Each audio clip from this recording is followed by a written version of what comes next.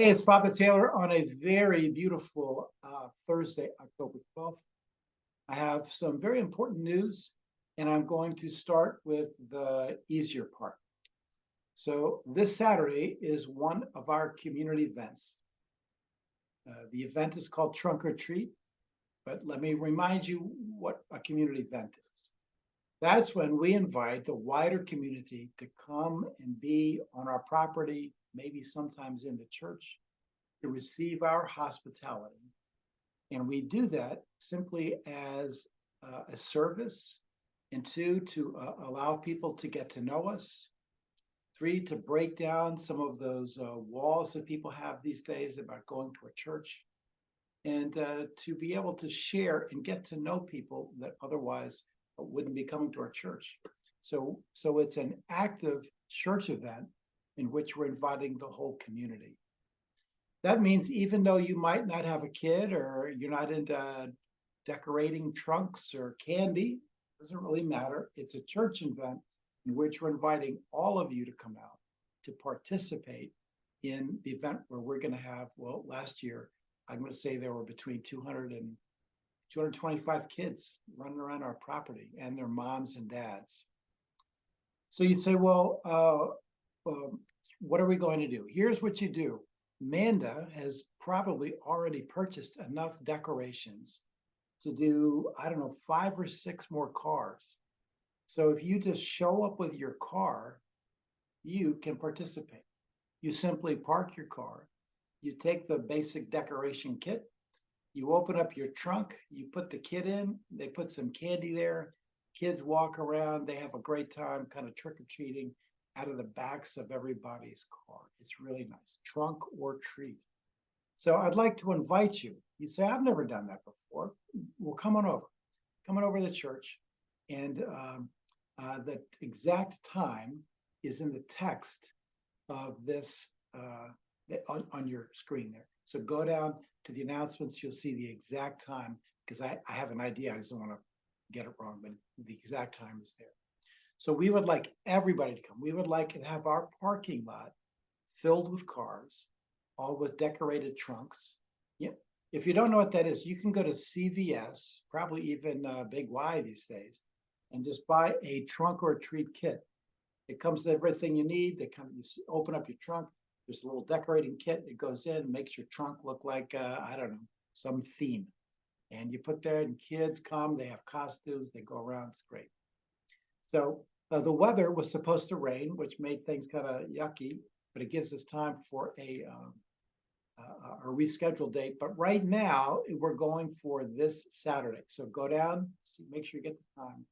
Please come by and park your car. And if you want to make it easier for us, go to CVS or Big Y, get a trunk or treat kit, get some candy, all set. That whole part of it, your car decorating will take about 15 minutes. The kids will come. They will walk around, do their thing. That's about a half an hour.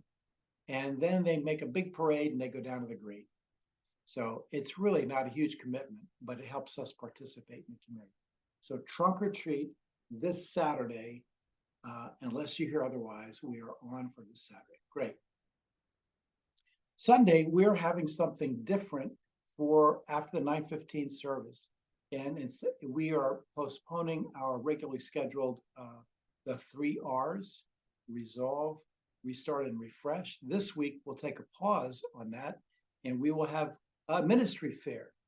People are going to give you an idea of all the possible volunteering things we have at church. And as you go to each station, it's a progressive breakfast.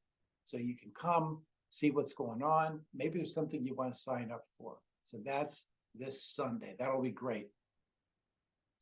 I was supposed to be I would have been in England, I think, by the time my wife and I were supposed to go, but I was unable to make the trip to Europe with her. But still, we will have Shaw Mudge, and he'll be preaching and celebrating. And Julie will be at the piano with the CWT. And this will be their last Sunday, not all together, but their last Sunday of doing this kind of ministry at our church. And so a really good reason to be there this Sunday. Now, here's the rest of the news. Is we have had two tragedies this week at our church. Some of you may know that a week ago, last Wednesday, Dave Damaris, one of our well-loved guys, husband of Judy, they were married here just before I got here. But Dave Damaris was in a tragic and catastrophic bike accident.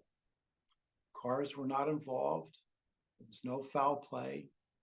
However, he was severely injured with a variety of broken bones, but mostly he had suffered head and brain trauma.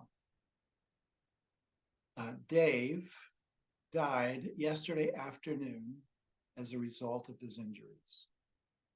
So today is Thursday, so Dave died yesterday, Wednesday afternoon. Last Sunday, Paula Woodson, who is the daughter-in-law of Deb and Bill, and the bride of David, I was the person who did their wedding prep and officiated at their wedding. I was looking for a picture of them. They had a beautiful wedding at Camp Jewel. And they would have, their second anniversary, I believe, was last Monday. It was a beautiful wedding, just the world's greatest couple. Paula is from Brazil. They had met at Camp Jewel as counselors. He had, I think, had a thing for her, but she was like, thanks, but no thanks. But their relationship perked up, and he eventually went to Brazil, and they fell madly in love. She's a nurse who got her training through and was still, she worked at a hospital, but she was also a nurse in the army in Brazil. Her focus was trauma. And so she was finishing up her years with the government service through the army so that she could get the full retirement. David had gone on to become a nurse and was working at Bay State. Last spring, they had a little baby, beautiful little baby who was tiny at birth, Luisa, who was growing like crazy. And it was just, you know, a beautiful thing. Last Sunday, Paula told Dave she had gone, she had the day off. She went, did a workout, and came back and had a headache, and eventually went to the hospital. And later, perhaps it would actually be Monday morning, she suffered an aneurysm, and part of the aneurysm led also to a stroke. I believe that's how you say it. And so it is really with a heavy heart that I need to report that this beautiful person, Paula, died this morning. So it's very sad. Dave and Bill, his dad, had flown down to Brazil as fast as they could. And so they happened to be there while she was still on life support. So that's a lot. That's a lot. Now, what we know about services is this, is that tentatively, the service for Dave Damaris will be like this. Friday, we will host calling hours in the hall, as has become our custom, from 4 to 7. That is going to require an all hands on deck volunteer assist from all of our members, which, as you know, means we greet people in the parking lot, we walk them into a book that we sign, we direct them upstairs, we take care of them, we just kind of help host that event, of which I believe will be extremely well attended by people, because Dave was well known for his role in the diocese in the past, his role as the assistant chief in West Hartford up until year 2000. Just he has many friends. It's just great, Dave. So we're going to need a lot of help the 27th from 4 to 7. You can come for a half an hour or an hour. You come for the whole thing, but we need your help. The service itself will be Saturday morning at 10 o'clock. Again, tentatively scheduled for Saturday the 28th at 10 o'clock with a private committal service and reception following upstairs in the hall. That also is an event of which we're going to need everybody showing up to help in some kind of way, greet people at the door, be an usher, help with the setup, just all kinds of opportunities for helping. Services for Paula. There will be a service of a Christian burial for her on Saturday in Brazil. But they will, upon return, they will be scheduling a memorial service for her. And so what they need especially is your prayers. And these are young people, a mom with a little baby, not even a year old, who was just an active servant, loved the Lord Jesus, grew up, knows scriptures, prayer, just a great person. They just need your prayers because that's like having your very heart ripped out, for those folks. So we ask your prayers for them. I would also invite your prayers for our neighbors at the Farmington Valley Jewish congregation. You guys remember Rabbi Rebecca. She's this very, electric, person who is just kind of like, everybody knows her and thinks she's the best. So that congregation and the Jewish population of Simsbury, our neighbors, are suffering. As Christians, we generally don't think of our identity as tied to a place in any of the way that Jews in our area have their identity is tied to the nation of Israel. Many people have known people who have died. Some people know of people who have been kidnapped. So many people victimized. Many of people who live there serve as a reservist. 300,000 reservists are being called up. I was with them in a meeting today, just a couple of hours ago, with Rabbi Rebecca, and she's always one with something interesting to say and a great comeback and very funny. She could hardly speak because of the burden she's carrying for all of the suffering of that congregation. We as a clergy group decided that we would write a statement of support for them, not a political statement, but just to support that we are here for you and supporting them. That actually our Episcopal Church, Rebecca Hatch, is writing, and that the clergy are all signing on to, so that this Friday Shabbat, so tomorrow at 6, Rabbi Rebecca can say, and our Christian friends in town have seen what we're going through and they're sending their support.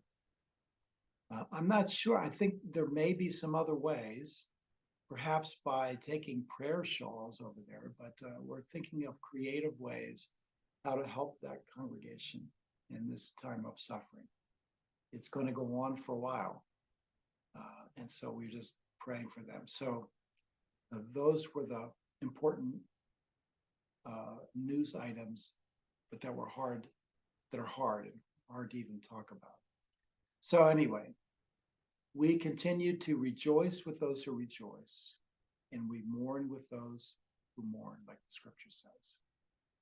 If you have any questions about any of these situations, both Dave and Judy, or the Woodsums, or how to help with the folks at the Jewish community in our Jewish community right here, please call me. Just give me a call, give me a text, and I'll do my best to get back to you as soon as possible and talk to you.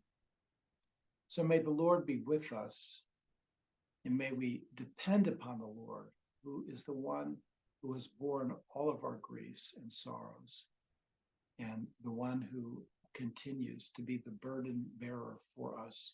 God knows our suffering. I thought about this the other day. He sent Jesus because he knows our suffering. Jesus suffered like one of us, and Jesus continues to suffer in this time as we wait for his return. So God knows. God is not untouched, but suffers. We share some degree in his sufferings, the fellowship of his sufferings. So God bless you, and may the Lord grant us peace.